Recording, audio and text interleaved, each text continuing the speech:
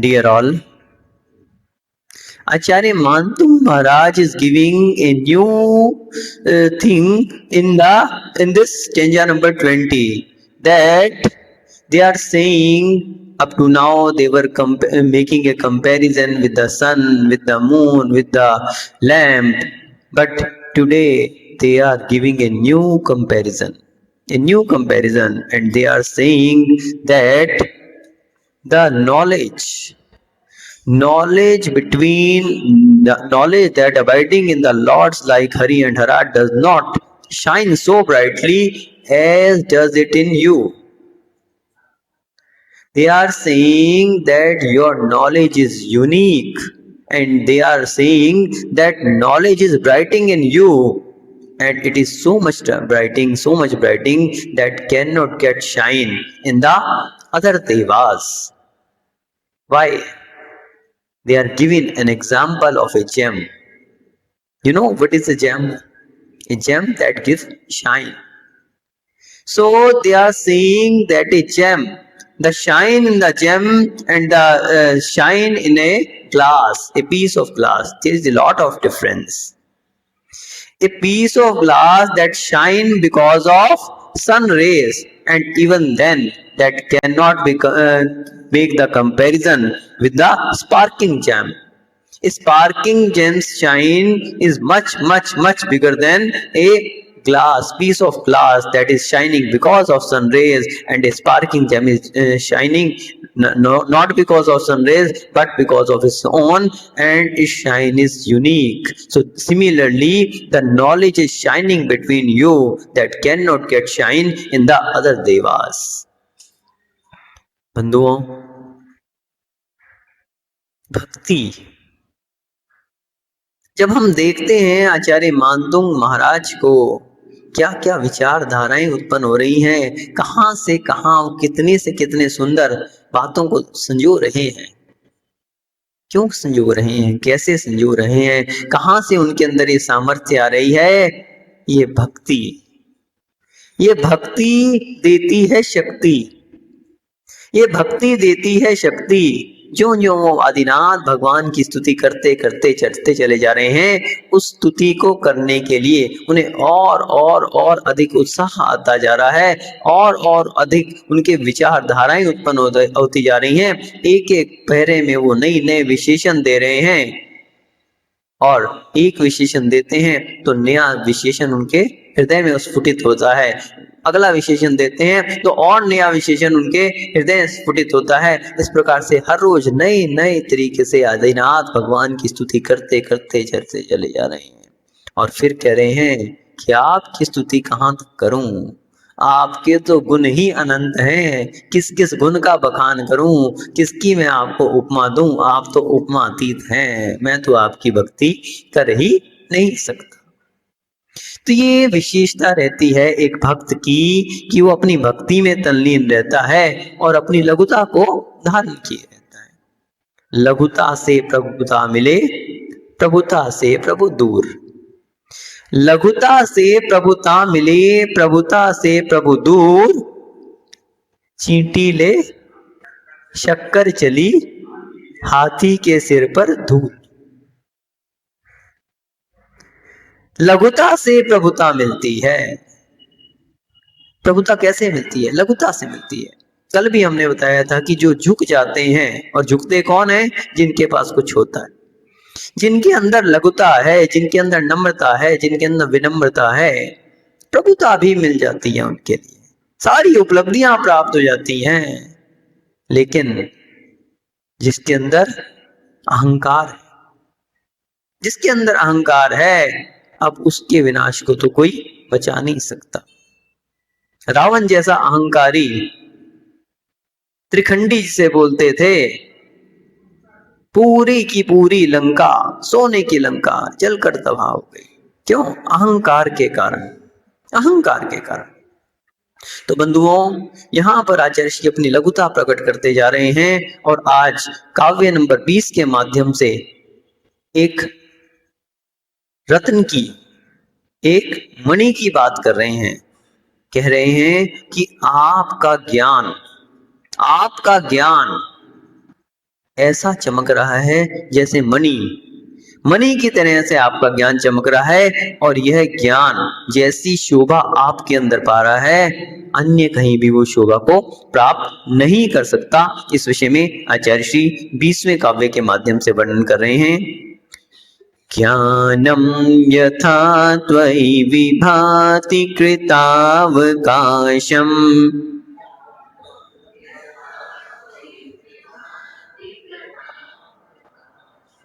नैवं तथा हरिहरादिषु नायकेषु,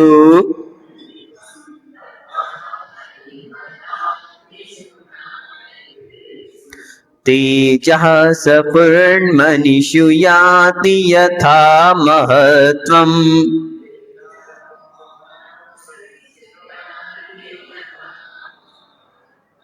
रेवं तु काच शकले किरणाकुलेऽपि,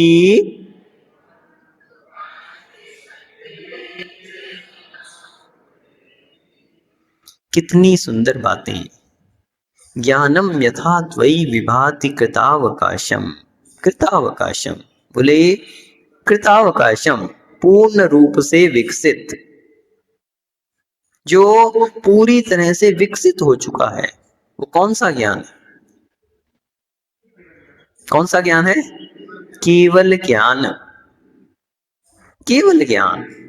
और केवल ज्ञान केवल कहाँ पाया जाता है? केवल ज्ञानी के पास पाया जाता है।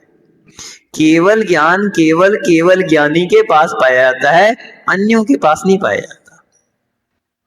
केवल ज्ञान की विशेषता है कि वो मात्र केवल ज्ञानी के ही पास होगा।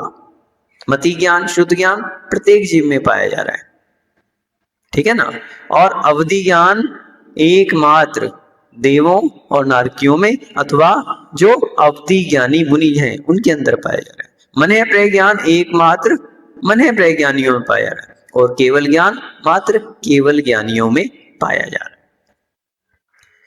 एक और बात केवल ज्ञान के विषय में, एक साथ कितने ज्ञान रह सकते हैं? एक साथ कितने ज्ञान रह सकते हैं? 4 ज्ञान एक साथ रह सकते हैं। जब हम आचार्य उमा स्वामी महाराज के तत्वार सूत्र को देखते हैं, तो वहां पर दूसरे अध्याय में उन्होंने एक सूत्र दिया कि एक को आदि लेकर अधिक से अधिक 4 ज्ञान हो सकते हैं। या तो एक ज्ञान हो सकता है, या 2 ज्ञान हो सकते हैं, या 3 ज्ञान हो सकते हैं, या 4 ज्ञान हो सकते हैं। 5 ज्ञान एक साथ नहीं हो सकते। 5 ज्ञान आपको पता ही है कौन कौन से हैं? मति ज्ञान, शुद्ध ज्ञान, अवधि ज्ञान, मने प्रज्ञान और केवल ज्ञान। अब अगर हम एक की बात करें कि एक कौन सा ज्ञान हो सकता है, तो वो कौन सा ज्ञान है? केवल ज्ञान। 2 ज्ञान होंगे तो मति ज्ञान, शुद्ध ज्ञान हो जाएगा। 3 ज्ञान होंगे तो मति ज्ञान, शुद्ध ज्ञान और अवधि ज्ञान हो जाएगा, अथवा मति ज्ञान, शुद्ध ज्ञान और मने प्रज्ञान हो जाएगा। और 4 ज्ञान होंगे तो मति ज्ञान, शुद्ध ज्ञान, अवधि ज्ञान और मने प्रज्ञान तो हो ही जाएंगे। लेकिन केवल ज्ञान अगर रहेगा तो केवल ही रहेगा, दूसरा नहीं साथ में रह सकता। बड़ा अहंकारी ज्ञान है, किसी को साथ में नहीं रख सकता। आकर्ष, केवल ज्ञानी को तो फिर बड़ा अहंकार हो गया कि मेरा ज्ञान है तो दूसरे का ज्ञान नहीं चलेगा। हाँ, अहंकार तो बहुत पीछे रह गया। क्रोध, मान, माया, लोभ सब नष्ट हो गए। उसके बाद तो केवल ज्ञान हुआ है। अब आप कहेंगे कि यदि केवल ज्ञान में अहंकार नहीं है तो बाकी ज्ञानों को क्यों नहीं आने दे रहा? जो व्यक्ति नम्रीभूत होता है वो तो सभी को स्थान देता है। अब केवल ज्ञान बाकी ज्ञानों को क्यों नहीं बैठने दे रहा? बताओ विनोद भैया, प्रमोद भैया, केवल ज्ञान बाकी ज्ञानों को क्यों नहीं आने दे रहा? हाँ, हमारे दाऊ जी थोड़ा सा स्वाध्याय कर लेते हैं। केवल ज्ञान ही सभी ज्ञानों को लिए हुए है, इसीलिए उसका नाम क्या है? केवल ज्ञान। केवल ज्ञान है, वहां पर अज्ञान नहीं है। बाकी ज्ञानों में तो अज्ञान भी है। यदि मति ज्ञान की बात करें तो जितना एक मति ज्ञानी जानता है उतना मात्र उसका ज्ञान है, और जितना वो नहीं जानता उतना उतना अज्ञान है। एक व्यक्ति अगर 5वीं क्लास में पढ़ रहा है तो 5वीं तक के कोर्स को जानेगा, 6ठी का, 7वीं का, 8वीं का कोर्स तो जान नहीं सकता। तो ऐसे ही जो मति ज्ञानी है, शुद्ध ज्ञानी है, वो कितना जानेगा? एकमात्र जो मति ज्ञान और शुद्ध ज्ञान का विषय है उतना ही तो जानेगा, उससे आगे तो नहीं जान सकता। तो जो विषय मति ज्ञान और शुद्ध ज्ञान का नहीं है उसके विषय में वो क्या कहलाएगा? अज्ञानी कहलाएगा। यानी ज्ञान भी है और साथ में अज्ञान भी है, दोनों चीजें हैं। जो अवधि ज्ञानी है वो क्या जानेगा? मात्र जो अवधि ज्ञान का विषय है उतना ही जान पाएगा, उससे आगे वो नहीं जान सकता। क्यों? क्योंकि ज्ञान जितने समय तक है, जितना उसका विषय है, अपनी अपनी देश अवधि को लिए हुए, सभी के विषय अलग अलग हैं। आप देख लो मति ज्ञान शुद्ध ज्ञान का विषय क्या है। मति ज्ञान और शुद्ध ज्ञान किसको जानता है? मति ज्ञान और शुद्ध ज्ञान का विषय क्या है? मति ज्ञान और शुद्ध ज्ञान एकमात्र केवल ज्ञान का बहुत छोटा सा अंश है। क्यों? क्योंकि मति ज्ञान और शुद्ध ज्ञान उतना ही तो कहेगा जितना कि केवल ज्ञानी ने कहा है, जबकि वास्तविकता यह है कि केवल ज्ञानी जितना जानते हैं उसका अनंतवां भाग तो वो कह पाते, अनंतवां भाग कह पाते, और जितना वो कह पाते हैं उसका भी अनंतवां भाग गंधर्व आदि झेल पाते हैं, मुनियों के लिए बतला पाते हैं, शास्त्रों में निबद्ध हो पाता है। यानी अनंतवें का भी अनंतवां भाग जाके प्राप्त होता है, जिसको एक छदमस्त ग्रहण कर पाता है। अब सोचो केवल ज्ञान कितना विशाल हो गया, उससे अनंत अनंत गुना हो गया। गोमट सार जीव कांड में एक गाथा आई, पन्नव निज्जा भावा अनंत भागादु अनभिपिला नाम, पन्नव निज्जा नाम पूर्ण अनंत भागो तो सुत निबद्धो। बोले पन्नव निज्जा भावा अनंत भागो तो अनभिपिला, जो अनभिलाप है, जिसके लिए आलाप में नहीं आया, वो ही में मुख्य रूप से है। जो आलाप में आया वो तो अनंतवां भाग है। केवल ज्ञान का अनंतवां भाग ही आलाप में आता है, बाकी सारा तो अनभिलाप रह जाता है, बोलने में ही नहीं आता, बोलते ही नहीं केवल ज्ञानी। और पन्नव निज्जा नाम पुण्य, बोले उसका भी अनंतवां भाग पुनः है, पुण्य यानी पुनः अनंत भागो तो शुद्ध निबद्धो, उसका अनंतवां भाग शुद्ध निबद्ध यानी शुद्ध में निबद्ध है, अनंतवां भाग। अब सोचो, और फिर कितने सारे हमारे शास्त्र जला दिए गए। 6 महीने तक बतलाते हैं कि शास्त्रों की होली जलाई गई। तो इतने सारे हमारे मूल शास्त्र, हस्तलिखित शास्त्र और कितने कितने शास्त्रों को जला दिया गया। लेकिन उसके बावजूद भी आज के समय में भी इतने शास्त्र उपलब्ध हैं, इतने शास्त्र उपलब्ध हैं कि व्यक्ति पूरी जिंदगी भी पढ़ना चाहे तो भी पढ़ नहीं सकता। पूरी जिंदगी भी कोई पढ़ना चाहे तो भी पढ़ नहीं सकता, इतने शास्त्र आज के समय में भी उपलब्ध हैं। पूरी जिंदगी तो बहुत दूर की बात है, व्यक्ति के लिए समय ही कितना है पढ़ने का, रुचि ही नहीं बची आज के समय में। आज के समय में भी इतना शास्त्र उपलब्ध है कि यदि व्यक्ति पूरी जिंदगी पढ़ सके, इतना पूरा ना हो, लेकिन बहुत कम पढ़ पाता है। क्यों? क्योंकि पढ़ने के लिए तो अनंत चीजें हैं। अनंत पारम किल शब्द शास्त्रम, आज के समय में भी इतना कुछ हो जाने के बाद भी अनंत पारम किल शब्द शास्त्रम स्वल्पाश आयु बहुवाच विघ्ना, सारो तथा ग्राह्य मपास्य फल्गु हंसे यथाशीर मीमांबुराशे। बोले अनंत पारम किल शब्द शास्त्रम, शब्द शास्त्र भरे पड़े हैं, अलमारियां की अलमारियां, लाइब्रेरियां की लाइब्रेरियां, विदेशों में लाइब्रेरियां हैं, लाखों लाखों शास्त्र उसमें भरे हुए हैं, और भारत में तो कहने ही क्या है। तो ऐसे अनंत पारम आज के समय में भी इतना ज्ञान है कि व्यक्ति पढ़ने लगे पढ़ नहीं सकता उसको। और फिर आयु कितनी है। एक दिन हमने शुद्ध ज्ञान के विस्तार में बताया था कि शुद्ध ज्ञान का इतना ज्यादा विस्तार है कि व्यक्ति अगर एक पद को भी पढ़ना चाहे तो उसको कितने 120 अरब वर्ष लग जाएं। इतना शुद्ध ज्ञान का विस्तार है। और आज के समय में तो आयु कितनी है, कुछ भी नहीं। तो अनंत पारम किल शब्द शास्त्रम, शास्त्र ज्ञान तो अनंत है। ये शुद्ध ज्ञान की बता रहे हैं, अभी केवल ज्ञान तो बहुत उससे भी अनंत अनंत गुना है, अनंतानंत है। तो अनंत पारम किल शब्द शास्त्रम स्वल्पाश्य आयु, आयु कैसी है, कितनी क्या है? मंत्री जी अपनी आयु कितनी बाकी है?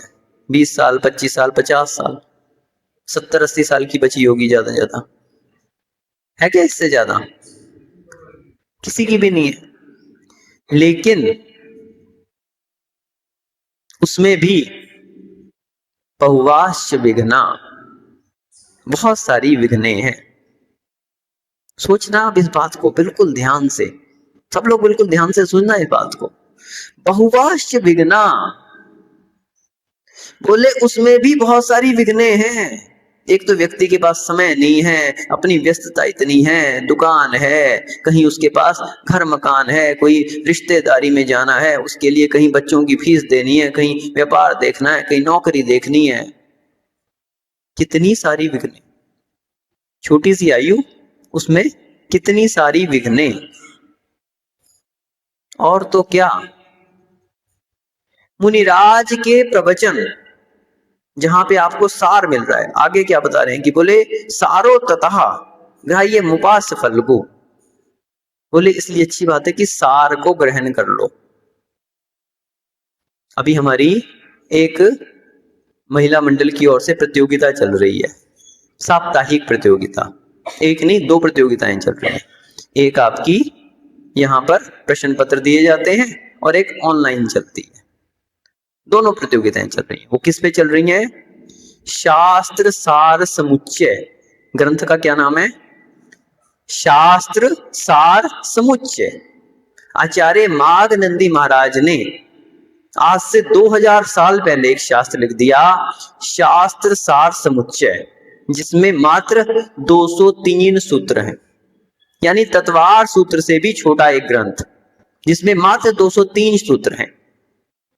उस पर परम पूज्य गणाचार्य श्री 108 विराग सागर जी महाराज ने चूर्णी सूत्र लिखे, सूत्र को भी और उसके आगे खुलासा कर करके छोटे छोटे सूत्र लिखे। और कितने सूत्र लिख दिए? लगभग 3500 सूत्र, लगभग 3400 को सूत्र जो है उसमें लिख दिए। तो एक ग्रंथ तैयार हो गया जिसका नाम रखा गया चूर्णी सूत्राणी।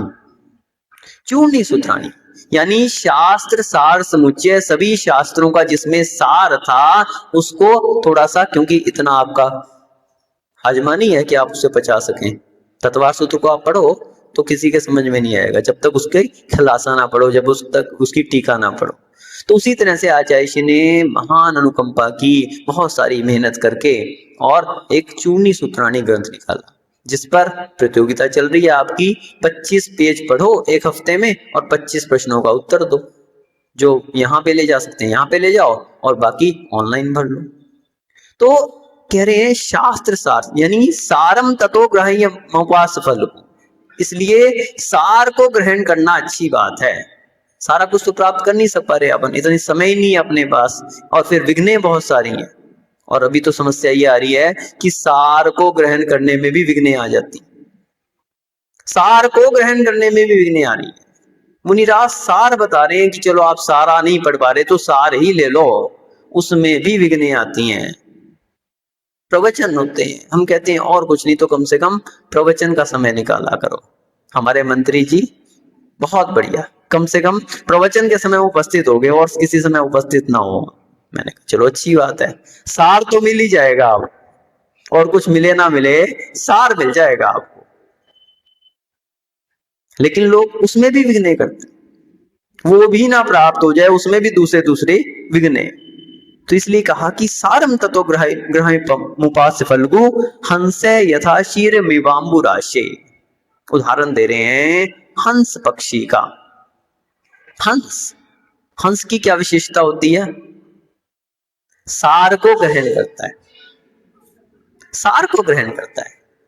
जब हंस दूध में अपनी चोंच डालता है तो दूध फट जाता है, और फटने पर उसका पानी अलग हो जाता है, और जो उसका मुख्य सार है बस उसको ग्रहण कर लेता है। तो ऐसे सार को ग्रहण करना चाहिए, क्योंकि सारा हम ग्रहण नहीं कर सकते तो सार को। तो बात कर रहे थे शुद्ध ज्ञान, मति ज्ञान और शुद्ध ज्ञान, ये तो मात्र एक अनंतवां भाग है।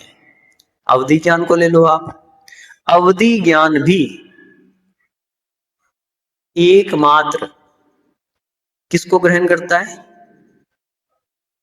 अवधि ज्ञान एकमात्र जो पुद्गल है, रूपी पदार्थ हैं, रूपीष्ववधे।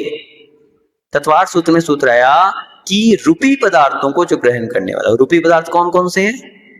पुद्गलहा रूपिणः। जितने पुद्गल पदार्थ हैं वो ही रूपी होते हैं, बाकी सभी अरूपी हैं। इसका मतलब 6 द्रव्यों में जीव द्रव्य, जीव, पुद्गल, धर्म, अधर्म, आकाश और काल, 6 द्रव्यों में से मात्र एक पुद्गल द्रव्य को ग्रहण कर रहा है, और वो भी कैसे? देश काल की मर्यादा को लिए हुए, जितना जितना जिसका अवधि ज्ञान का विषय है उतना उतना ग्रहण कर पा रहा है। मन है प्रज्ञान एकमात्र मन की बात को जान रहा है, एकमात्र मन की बात को जान रहा है, उसमें भी ऋजुमति विपुलमति। ऋजुमति तो सामान्य बात को जान रहा है, कुटिल बात को वो भी नहीं जान पा रहा, और विपुलमति है तो कुटिल बात को, लेकिन एकमात्र मन में स्थित पदार्थ को जान पा रहा है। अब आ गया केवल ज्ञान, केवल ज्ञान, क्योंकि बाकी सभी में तो अज्ञान छिपा हुआ है। जहां तक जान रहा है वहां तक ज्ञान है, और जिसको नहीं जान रहा वहां पर अज्ञान है। लेकिन केवल ज्ञान, या सर्वाणि चराचराणि विधिवत द्रव्याणि तेषां गुणान् पर्यायानपि भूत भवत भाविता सर्वान् सदा सर्वदा जानीते युगपत् प्रतीक्षणमता सर्वज्ञ इत्युच्यते सर्वज्ञाय वीराय तस्मै नमः। बोले कि जितने भी चर अचर पदार्थ हैं, भूत भावित भविष्य की, उनकी सभी पर्यायों को, सभी गुणों को युगपत एक साथ हमेशा जान रहा है, ऐसा सर्वज्ञ है, ऐसा जान रहा है, कुछ बचा ही नहीं उसमें। मति ज्ञान का विषय भी आ गया, शुद्ध ज्ञान का विषय भी आ गया, अवधि ज्ञान का विषय भी आ गया, मन प्रज्ञान का भी विषय आ गया।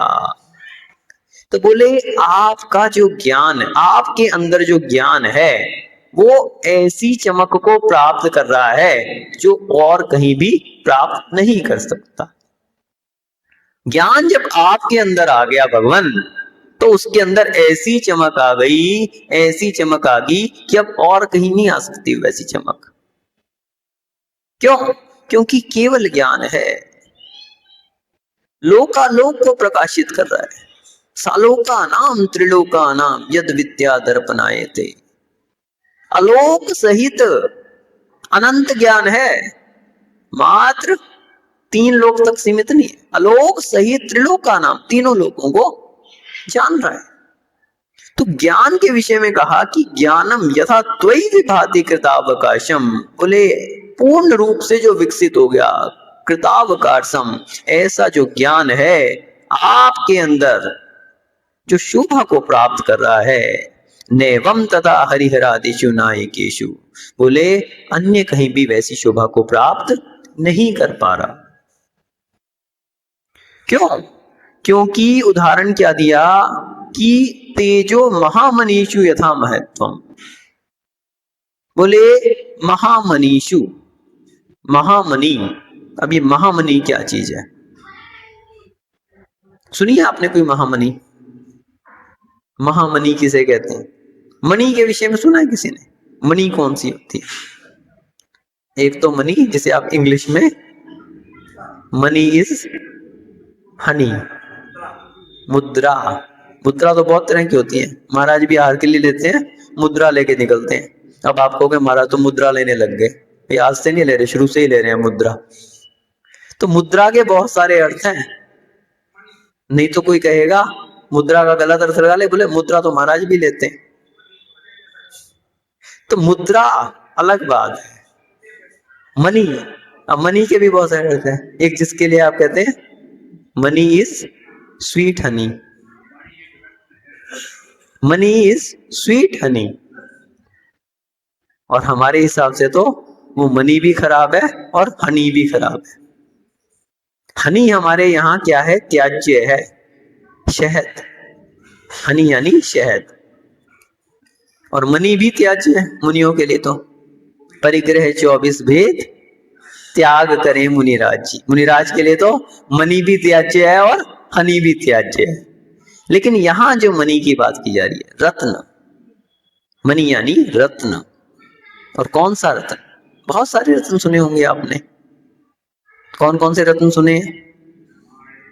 माणिक है, मोती है, मूंगा है, पन्ना है, पुखराज है, हीरा है, नीलम है, गोमेद है, लहसुनिया है, पद्म राग है, इंद्रनील है, वैडूर्य है, पुष्पराग है, स्फटिक है।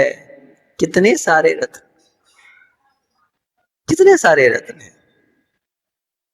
सोचो, इतने सारे रत्न।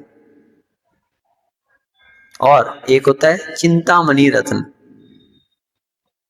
चिंतामणि रत्न नाम सुना होगा आपने, देखा है किसी ने चिंतामणि रत्न? अरे नाम ही नाम सुना है। कोई ज्वेलर हो यहाँ पे, जौहरी है क्या कोई यहाँ पे जिसकी दुकान पे देख के आओ कोई चिंतामणि रत्न है? अच्छा, प्रमोद जी हैं। अरे आपने कहीं चिंतामणि रत्न नहीं देखा? कहीं आपके कोई बड़ी दुकान वाला हो जहां से थोक में माल आता हो, वहां उसके पास हो। और कोई पूरे देश में, कहीं विदेशों में, कहीं चिंतामणि रत्न आज तक कहीं किसी के देखने में नहीं आया। ये सब तो देखे होंगे आपने, माणिक्य भी देखा होगा, पुखराज भी देखा होगा, ये सब तो देखे हैं। लेकिन चिंतामणि रत्न नहीं देखा और देख भी नहीं सकते। क्यों? क्योंकि चिंतामणि रत्न देवाधिष्ठित है, दिव्य है, देवों के द्वारा जो अधिष्ठित है। वास्तविकता में एक ऐसा रत्न है जो देवता उसकी सभी इच्छाओं को पूर्ण करते हैं। चिंतामणि रत्न की विशेषता बताई कि जो आप उसके सामने चिंतन करते हैं, जिस चीज की इच्छा जाहिर करते हैं, जिस चीज की चिंतन करते हैं, वो प्रकट हो जाती है। ऐसा चिंतामणि रत्न। और बाकी तो ये लौकिक है ही है। हीरा, जिसे शास्त्रों में वज्र कहा गया, इतना कठोर होता है कि आसानी से उसे भेदा नहीं जा सकता। इतना कठोर होता है, इसकी विशेषता ही है कि कठोर होता है। और दूसरी बात यह है, इसमें चमक बहुत ज्यादा होती है। हीरे के अंदर सबसे बड़ी विशेषता क्या है कि एक तो कठोर होता है और दूसरी बात है चमक होती है इसके अंदर। सबसे अधिक चमक यदि पाई जाती है तो हीरे में पाई जाती है। लेकिन सामान्य आपको हीरा निकालो खदान से, उसमें चमक नहीं रहती। जब उसके लिए सही ढंग से प्रोसेस किया जाता है, पूरा कोर्स होता है इसका। सूरत में लोग जाते हैं तो डायमंड का कोर्स होता है उसका, कि उसकी कटाई कैसे की जाती है। डायमंड कटिंग कोर्स जिसे कहते हैं। हीरे की कटाई कैसे की जाती है, कोई आसान बात नहीं है हीरे की कटाई। आप लो हीरे को और कोई मशीन के नीचे रख दो, टुकड़े टुकड़े हो जाएगा, खत्म हो जाएगा।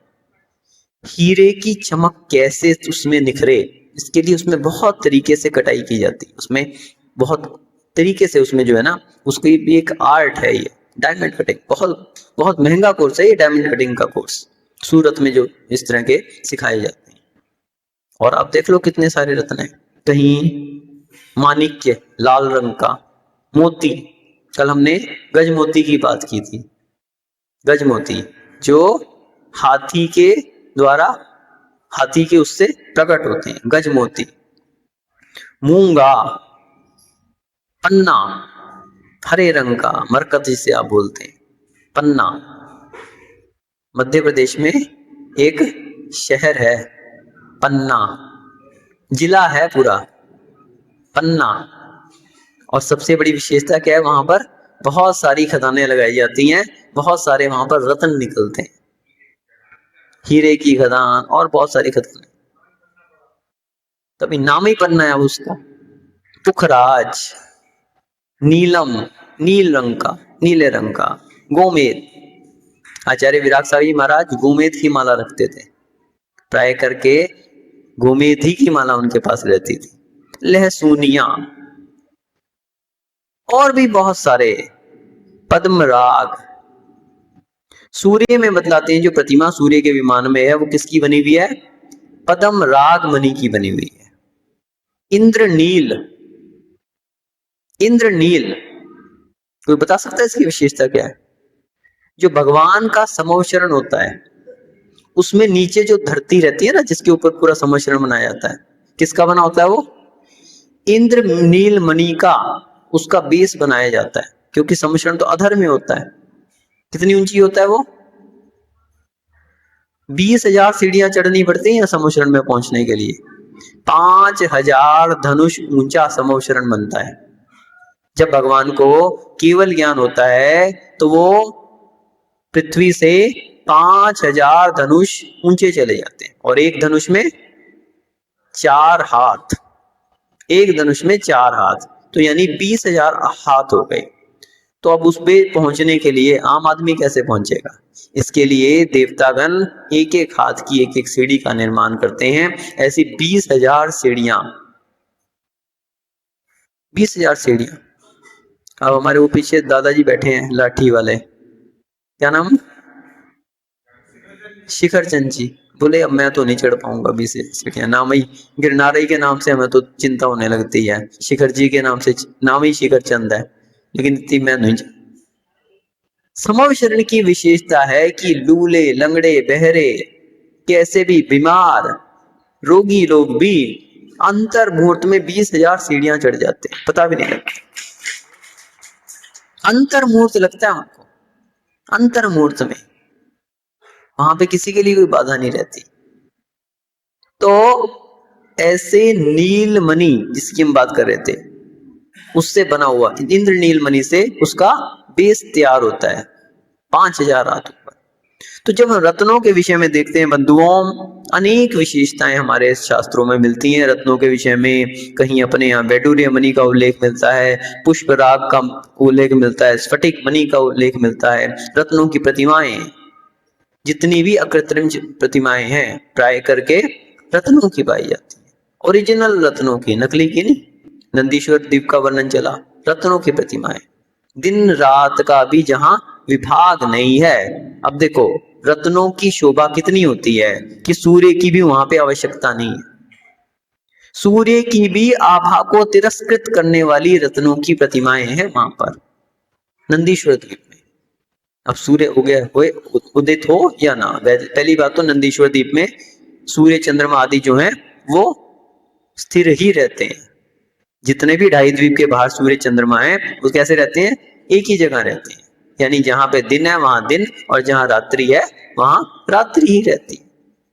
तो लेकिन वहां पर नंदीश्वर द्वीप में जो रत्नों की प्रतिमाएं, इतना बड़ा प्रकाश उनका कि सूर्य को भी तिरस्कृत कर दे, ऐसा। तो बोले कि आपका जो ज्ञान है, मणि में जो जिस तरह से चमक रहती है, इस तरह से आपका ज्ञान है। जैसे मणि चमकती है, उसके अंदर की जो चमक है, अब कांच के अंदर वैसी चमक हो सकती है क्या? नहीं हो सकती। क्यों नहीं हो सकती? क्योंकि कांच, पहली बात तो उसके अंदर चमक होती ही नहीं है, और कहीं चमकता भी है तो किस कारण से चमकता है? सूर्य के प्रकाश से चमक रहा है। सूर्य के प्रकाश के कारण कांच में चमक आ रही है, लेकिन अपने अंदर उसमें कोई भी चमक नहीं है। तो इसी प्रकार से बोले जो मणियां हैं, लेकिन मणियों के लिए किसी बाहरी प्रकाश की आवश्यकता नहीं है। किसी भी आप जगह देखो जहां पे जमीन के अंदर कोई मणि निकलती है, जहां पर, अथवा कहीं अंडरग्राउंड कोई ऐसी प्रतिमा स्थापित हो जाती है जहां पे मणियों की प्रतिमा है, वहां पे किसी बाहरी प्रकाश की आवश्यकता नहीं है। ना किसी टॉर्च की आवश्यकता है, ना किसी आपके मोबाइल के प्रकाश की आवश्यकता है, ना ही सूर्य का प्रकाश वहां पहुंच पाता है। मणियों का ही इतना प्रकाश रहता है अपने आप में कि वो अपने आप से चमकती है, बाहरी प्रकाश की आवश्यकता नहीं है। तो उसी प्रकार से बोले कि आपका जो ज्ञान, आपके अंदर जो ज्ञान है वो ऐसी शोभा को प्राप्त हुआ कि अब बाहरी पदार्थों के कारण वो नहीं चमक रहा, अपने आप से चमक रहा है। क्यों? बाकी जितने भी ज्ञान है, मति ज्ञान है, शुद्ध ज्ञान है, अवधि ज्ञान है, ये क्या है? बाहरी अवलंबन को लिए हुए हैं। मति ज्ञान है, शुद्ध ज्ञान है, कैसे होगा? तदिंद्रिया निंद्रिय निमित्तम, इंद्रिय और अनिंद्रिय। अनिंद्रिय किसे कहते हैं? मन को।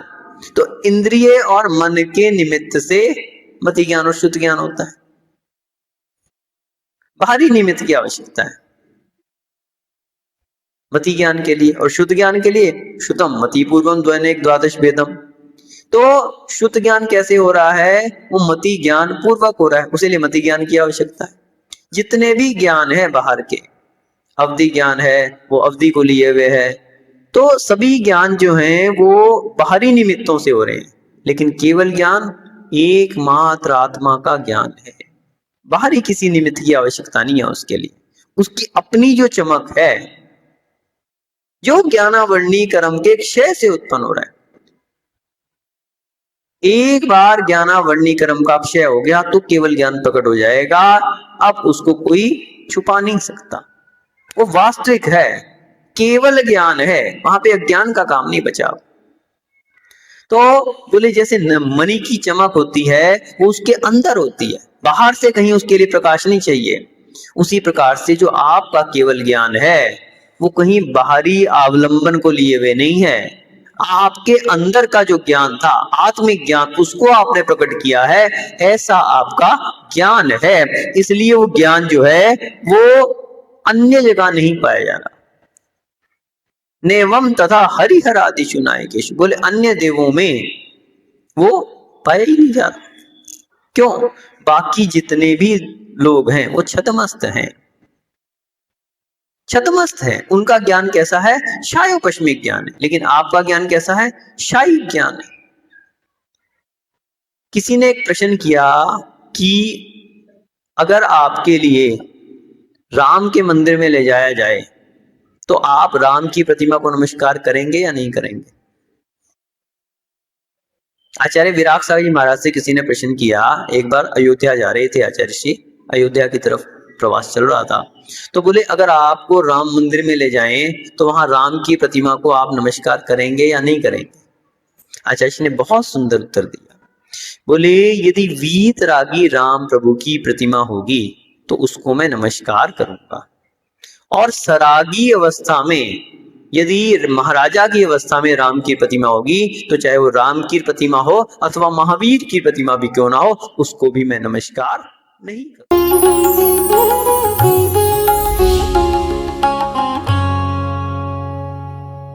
हजारों एंट्रीज और कई चरणों की